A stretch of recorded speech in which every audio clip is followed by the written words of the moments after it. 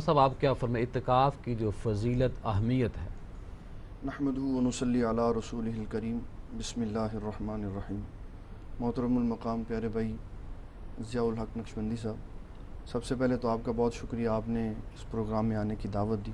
آپ کی مہربانی، آپ تشریف لائے جی۔ اعتکاف کے بارے میں جو بخاری اور مسلم میں احادیث موجود ہیں، اس میں نبی صلی اللہ علیہ وسلم کا ارشاد عظیم ہے کہ جو بندہ مسنون اعتکاف، جو رمضان المبارک کے آخری 10 دنوں میں بیٹھا جاتا ہے، اس کو سنت مؤکدہ علی الکفایہ کہا جاتا ہے۔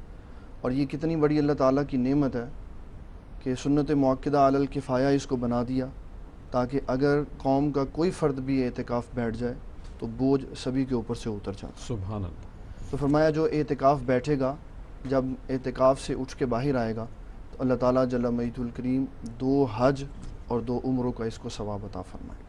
اور اعتکاف میں جو سب سے بڑی شے شریعت مطہرہ نے بیان کی وہ ہے انقطاع کلی عن الخلق۔ ماشاءاللہ۔ اعتکاف بیٹھا اس لیے جائے گا تاکہ دنیا سے اپنا تعلق توڑ دے اور اللہ تعالیٰ جل مجدہ الکریم کی طرف توجہ کرے۔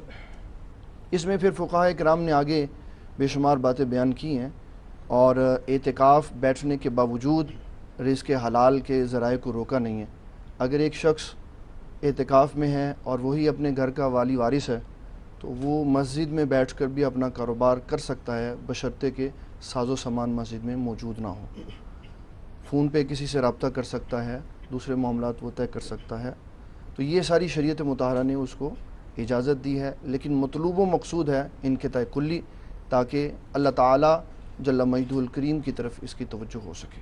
اور جب بندہ اعتکاف سے فارغ ہو کے جاتا ہے تو جو اس کو سب سے بڑی شے نظر آتی ہے وہ یہ کہ اس میں ہمیں سبق یہ ملتا ہے کہ ایک بندہ اگر 10 دن رات اللہ کے لیے وقف کر سکتا ہے تو اعتکاف کے بعد نمازوں کے اوقات میں اپنے کام کو چھوڑ کر بھی وہ عبادت کر سکتا ہے۔ سبحان اللہ۔